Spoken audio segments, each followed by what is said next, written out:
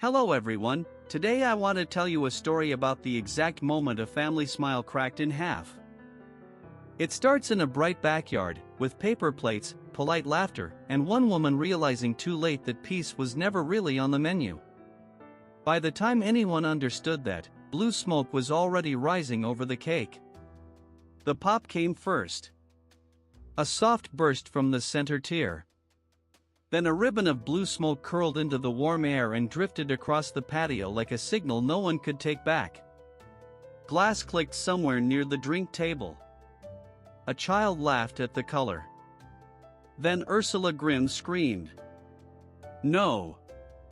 No, absolutely not. This is not what this family needs. The whole yard went still. Freya Jensen stood with the cake knife in her hand, frozen before the first cut. The white frosting gleamed in the sun. Blue dust settled along the roses piped at the edges. Her fingers tightened around the handle, but she did not move. For one strange second, she thought Ursula had to be joking. Some tasteless old person joke. Something she would smooth over with a laugh. But Ursula's face was naked with fury. Her lipstick had bled into the lines around her mouth. One hand pressed against her chest. The other pointed at the smoking cake like it had insulted her personally. Jonah stepped in fast, placing himself between his wife and his mother. "Mom, stop." His voice sounded thin. "Too careful." Around them, guests stared with that awful locked politeness people wear when they know they are witnessing a disaster and want credit for not reacting. Freya heard birds in the hedge. Distant kids. The low hiss of the grill. Every small sound felt wrong beside Ursula's breathing. "You knew," Ursula said, looking past Jonah at Freya. "You went ahead with this anyway." Freya blinked. Her cheeks went hot a beat too late. "Knew what? Went ahead with what?" The accusation landed before the meaning did, and that almost made it worse. "Ursula," Jonah said, louder now, "we are not doing this here." Freya finally lowered the knife. And in the sinking hush, she already knew this was not the beginning of the problem. Only the first moment no one could pretend not to see it. A few hours earlier, the house had still felt salvageable. Late sun lay in warm bars across the dining room table, catching the gold flecks in the paper plates Freya had argued herself into buying because they looked festive without looking wasteful. Balloons bumped softly at the ceiling. Tape stuck to her fingers. Her lower back ached in that deep, dull way that made every reach feel personal. Her phone buzzed again on the counter. She did not pick it up right away. That was its own small act of rebellion. She finished tying the ribbon around the cake knife first, smoothing the bow with more care than it deserved. Then she glanced at the screen. "Ursula." Another text. Then another. "Blue better not be anywhere in those decorations unless you want confusion. Have you thought more about family names? A firstborn should carry something from Jonah's side." Freya let out a breath through her nose. Not quite a laugh. Not quite anger either. More like fatigue wearing a thin smile. From the kitchen, Jonah said, "How bad?" "Depends," she said. "On whether legacy is code for your mother naming our baby herself." He came in carrying a tray of plastic cups, set it down, and checked his own phone with a wince that told her enough. He was tall enough that he always seemed to fold himself into rooms when he was stressed. Today he was all elbows and apology. "I told her to relax," he said. "And she sent me a paragraph about traditions." He rubbed the back of his neck. "And a second paragraph about how reveals are tacky unless family is centered properly." Freya snorted before she could stop herself. Then guilt pricked. She hated how quickly Ursula could turn her childish in her own head. She pressed a palm to the table and looked at the banner she had hung crooked, then fixed, then somehow made worse. She just wanted clean frosting, silly photos, people eating too much fruit, and one afternoon where nobody tested the edges of her patience to prove they could. "I just want one easy day," she said. The room seemed to hold still around the words. Jonah stepped closer. His voice softened. "I know. I'll handle Ursula this time. I mean it. If she starts, I shut it down." Freya looked at him. She wanted to believe him badly enough that for a second, she almost did. But she had heard versions of that promise at Christmas, at Easter, outside a restaurant after Ursula criticized her dress, and once in the car after Jonah's mother reorganized their pantry without asking. So she smiled in the careful way that kept peace and protected nobody. "Okay," she said. "Let's just get through today." Her phone buzzed again.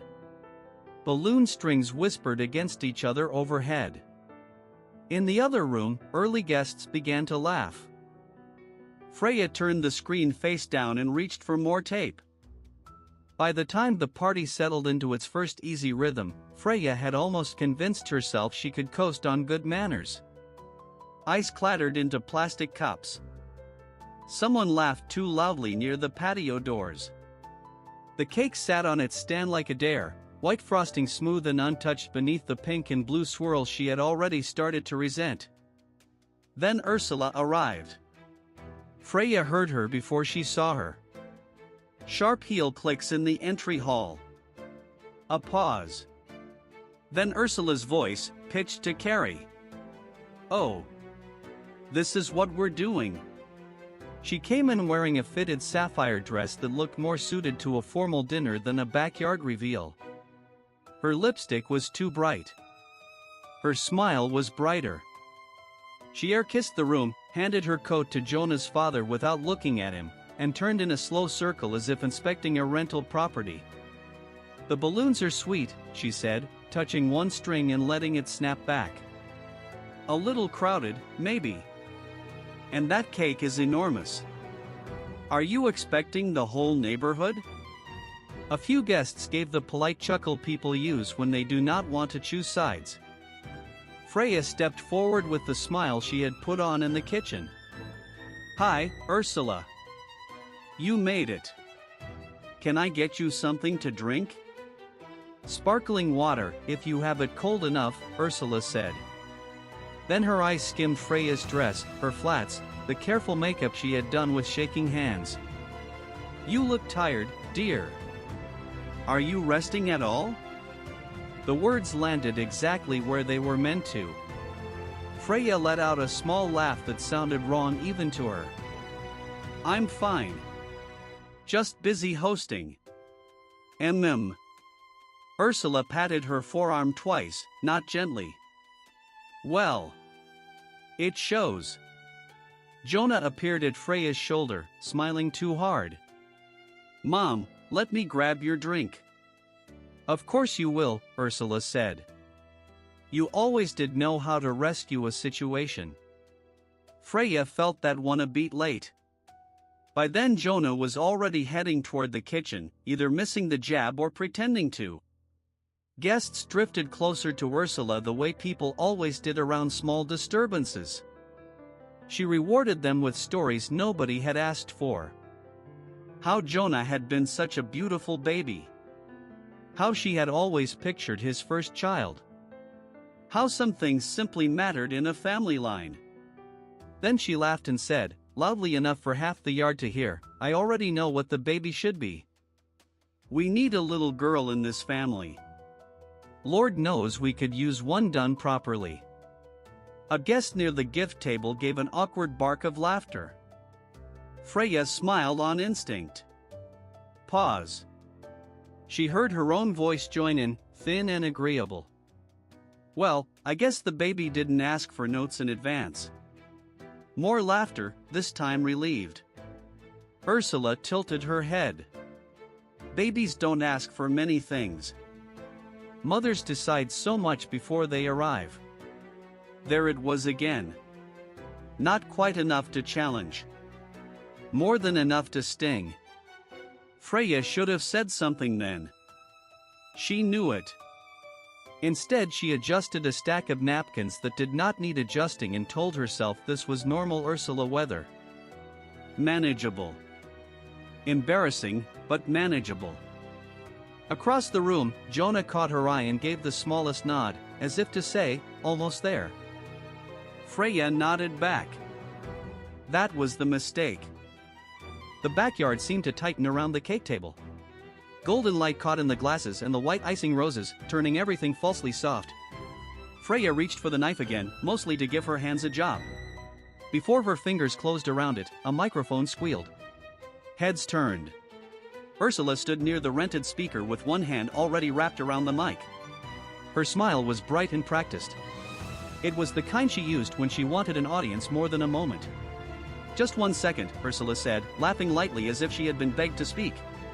Before we do this, I think it's important to say what a blessing this is for the Grimm family. A few people clapped out of reflex. Camera phones lifted. Freya felt heat climb her neck. Ursula moved closer to the cake table without asking. A new generation, she said. A child to carry things forward. Traditions. Values. The Grimm name. The words landed with a thud inside Freya's chest. Not Jensen. Grimm. She glanced at Jonah. He had already straightened, jaw set, one foot moving forward. Relief flickered through her so fast it hurt. Then she saw Martin, his father, near the patio door. He gave Jonah a small downward motion with his hand. Easy. Not here. Jonah stopped. The pause was tiny. It was enough. Ursula noticed everything. And of course, she went on, turning toward Freya with a public fondness that made Freya want to flinch. Pregnancy can make some women very emotional. Very sensitive. A brittle laugh scattered through the crowd. Freya heard one of her cousins stop laughing halfway through, suddenly unsure. Ursula touched Freya's elbow. Not hard. Possessive. So if our dear Freya has seemed overwhelmed today, let's give her grace. These little parties can be a lot when you're not used to family expectations. Too sensitive. The phrase sat there under the string lights like a stain. Freya smiled because everyone was looking at her. She hated that she smiled. Her face felt separate from the rest of her body. Her mouth lifted while panic pressed cold under her ribs. I'm fine, she said, too quickly. That was the wrong note. Defensive. Thin. Ursula's eyes flashed with satisfaction. Of course you are, Ursula said into the microphone. You want this baby welcomed properly. We all do. Especially when so much is riding on this moment. Freya's stomach dropped. Around them, the murmuring changed texture. People were no longer simply waiting for cake and confetti. They were listening for whatever was wrong. Jonah took another step. Mom, that's enough. His voice was low, almost lost under the hum of the speaker. Martin caught his sleeve this time. After the reveal, he muttered. Jonah looked at Freya. Apology, anger, conflict. Then he backed off. Ursula lifted the microphone higher. Her smile widened, but her eyes had gone glassy and sharp. Because some outcomes, she said, matter more than people want to admit. Ursula pressed the button before anyone else could move. Blue smoke punched out of the cake in a thick, chalky burst. Then came the confetti, a sharp little explosion that sent metallic strips spinning through the sunset light. For one suspended second, the whole yard went still. Blue. A boy. Freya's hand was still wrapped around the untouched cake knife. Jonah stood half-turned between her and his mother, as if his body had finally understood the danger before his mind did. Then Ursula made a sound that did not belong at a celebration. It was too jagged to be a laugh and too furious to be a sob. No, she said into the microphone. No. That is not right. A few guests gave brittle chuckles, the kind people use when they think a joke has landed badly. Freya felt her face try to arrange itself into calm. Smile. Breathe. Fix it. The old reflex moved before thought. But nothing in Ursula's stare said joke. Ursula looked straight at the blue smoke curling over the frosting, then at Freya. "You manipulated this," she said. "You had to." The words hit so hard that Freya did not understand them at first. "What?" "Our family needed a girl." Ursula's voice rose on the last word until it cracked. "After Lena, we needed a girl. Everyone knows that. Everyone knows what this should have been." Someone near the drink table whispered, "Oh my God," and a phone shifted higher, still recording. Jonah stepped forward. "Mom, stop. Right now." But Ursula swung toward him, wild-eyed, gripping the microphone with both hands. "Do not tell me to stop. She has poisoned you against your own family from the beginning. She couldn't even give us this." Freya felt heat flood her chest, then drain just as fast. Around her, both families wore the same horrified expression, but not for the same reason. Her sister looked ready to lunge. Martin stared at the grass like shame might open it. One of Jonah's aunts was crying already, quietly, as if Lena's name itself had drawn blood. "This baby," Ursula said, stabbing a finger toward Freya's stomach, "was supposed to bring my girl back into this family. And somehow it turns blue. No. No, I don't believe it. You did something. You chose this." Disgust came late. First came disbelief. Then a thin, embarrassing instinct to defend herself as if the accusation deserved an answer. "I didn't choose anything," Freya said, hearing the tremor she hated. "That isn't how this works." "Don't lie to me in front of everyone," Ursula snapped. Silence dropped hard after that. Even the children had gone quiet. The music had died somewhere behind them, leaving only the hiss of fading smoke, a distant bird, somebody's shaky breath. Freya looked at Jonah. His face had gone white with a kind of dawning horror. Not just at what his mother had said, but at how fast she had said it. How ready she sounded. As if this accusation had been waiting for its cue. Nobody moved. The yard felt vacuum-sealed. A wind chime gave one thin note from the porch, then stopped. Freya still held her empty hand out where the cake knife had been, as if her body had not caught up to the disaster around her. Then her sister Liv said, very clearly, "She's not lying about one thing." She knew there was blue. Every head turned. Ursula's face changed first. Not softer. Sharper. "Liv, stay out of this." Liv was already stepping forward, phone in hand. Her voice shook, but not enough to stop. "No. You called the bakery on Thursday. 3 times. You told them you were the grandmother and there had been a mix-up with the order. Mia only told me because she knows me from school." A phone ding cut through the silence as she unlocked the screen. "She sent me the messages because she was scared this would blow back on her." Paper crackled near the gift table. Freya turned and saw a white envelope half hidden under Ursula's purse. Their envelope. The one they had handed to the bakery, sealed, with Jonah standing right there when they said nobody opens it. Jonah followed her stare. He crossed the space in 2 steps and picked it up. The flap was torn. For a second he just looked at it. Freya watched the understanding hit him in pieces. The calls. The speed of Ursula's accusation. The certainty. Not grief rising in the moment. Preparation. A script. "Mom," he said, and his voice was almost unrecognizable. "You opened it?" Ursula lifted her chin. Defensive now. Cornered enough to become righteous. "I was trying to protect this family from a spectacle. I assumed there had been a mistake. And yes, I planned to say something before you embarrassed yourselves. A speech, Liv said. She asked the bakery to make sure the frosting stayed pink if there was any confusion. Mia wrote that down too.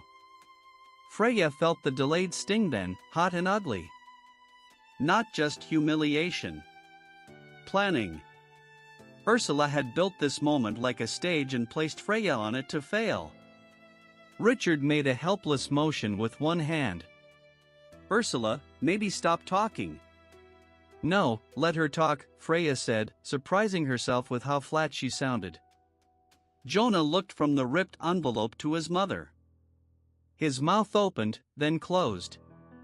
He had promised. Again.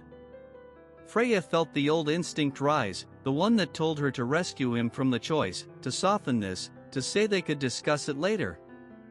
She did not. Jonah swallowed hard. Pause. When he looked back up, the shock had settled into something steadier.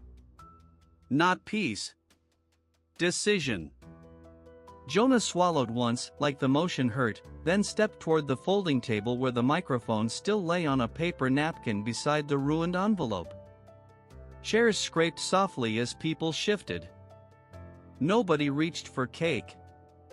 The yard had gone so quiet that the crickets beyond the fence sounded louder than the guests. He picked up the mic. It squealed for a second, thin and ugly, and several people flinched. Jonah did not look at his father. He did not look at the ground. He looked straight at Ursula. "Mom," he said, voice rough at first, then steadier. "You're done deciding for us." The words landed hard. Freya felt them in her chest before she believed them. Pause. Ursula gave a short laugh that was almost a cough. "Oh, don't be dramatic. I was trying to save this family from a mistake." "No," Jonah said. "You opened private medical information. You lied. You tried to control this before tonight, and then you humiliated my wife in front of everyone when you didn't get what you wanted." He tightened his grip on the mic. "You're leaving now." For one strange second, Freya thought Ursula might actually listen. Then Ursula's face crumpled into offended disbelief. "Leaving? Because I care? Because I know what this family needs?" Her voice sharpened.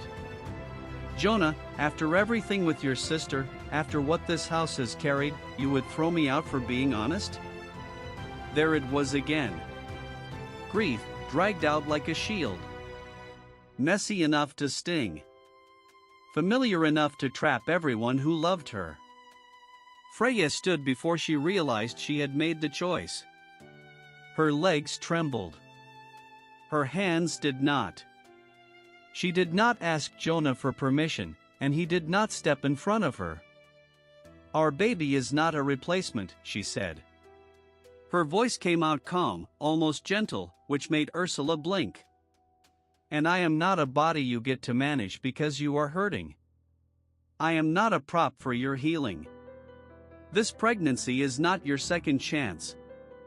A woman near the back let out a breath she had clearly been holding. Someone whispered, "Thank God." Ursula turned on Freya as if that calm had insulted her more than shouting would have. "You have always twisted me into the villain. I was trying to protect that child." "From what?" Freya asked. Ursula opened her mouth. Nothing came out that could survive the witnesses. Jonah lowered the microphone and set it back on the table with careful precision. "Dad," he said without taking his eyes off Ursula, "if you want to help her get to the car. But she is not staying. And she is not coming by the house. Not tomorrow. Not next week. We will contact you when we're ready." His father looked older in that moment. Smaller too. He rubbed a hand over his mouth, then nodded once, defensive and ashamed all at once. "Ursula," he muttered, "come on. You cannot mean this, she snapped. Jonah did. Freya could see it now. The terrible thing was how much grief sat inside the relief.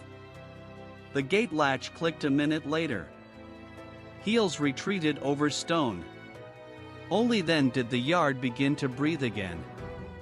Freya leaned into Jonah's side, not because everything was fixed, but because at last the line had been drawn where everyone could see it.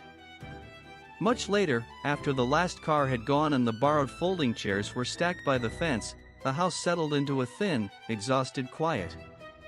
Blue confetti still clung to the damp patio stones. It glittered in the porch light like tiny pieces of something festive that no longer belonged to them. Freya pushed a broom in slow strokes, listening to the dry scrape across concrete and the high buzz of night insects beyond the yard. Her shoulders ached. Her jaw ached worse. She had cried in fierce, ugly bursts after everyone left, then felt foolish for crying once the relief came. Now she felt almost calm, which somehow made her distrust herself. Jonah came back through the sliding door with a trash bag in one hand and his phone in the other. He looked wrung out. His face had the gray cast of someone who had argued past the point of anger. "Dad texted," he said. "He says Mom is home." Freya kept sweeping. "Good." He nodded, though the word landed like gravel. "I blocked her number. For now." That made her stop. She turned to look at him fully.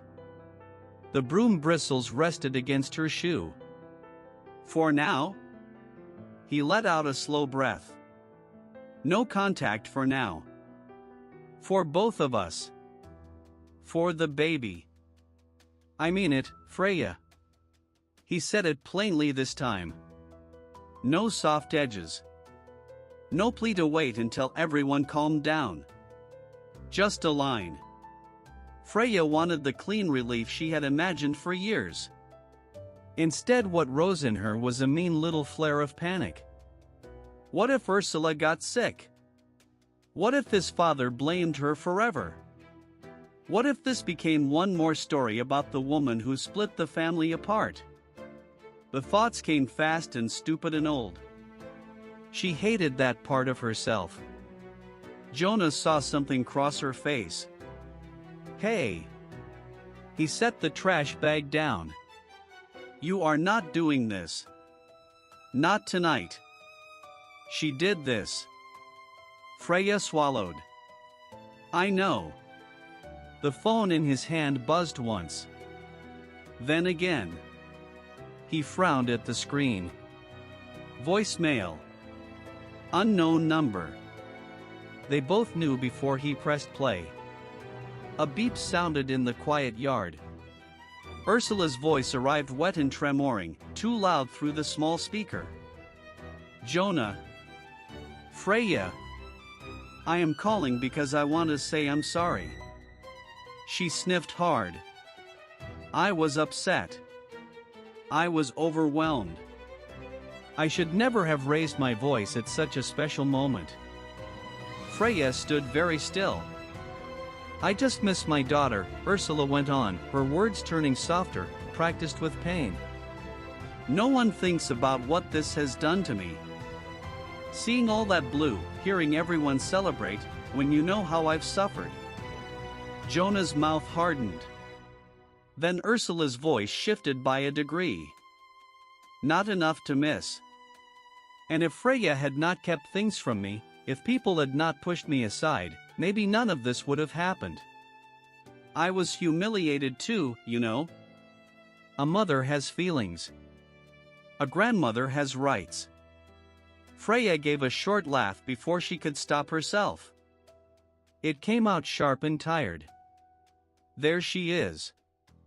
On the voicemail, Ursula was crying again. "I only wanted what was best for this family. Call me when you are ready to be reasonable." Her voice trailed into a muffled rustle. Then silence. Freya held out her hand. Jonah gave her the phone. She stared at the screen for one suspended second, thumb hovering over the glowing red icon. Her chest felt strangely light. She deleted the message. Neither of them spoke right away. Jonah took the broom from her hand and pulled her gently against his side. Together they looked out over the half-clean patio, the torn ribbons, the blue paper stars caught in the flower pots, the evidence of joy and damage mixed together under one porch light. Inside, their house waited. Quiet. Imperfect. Still theirs. If you have ever mistaken silence for peace, you know this kind of ending. They had won something real that night, even if it did not feel triumphant. And somewhere beyond the quiet, Ursula was already learning that being shut out was not the same as being finished.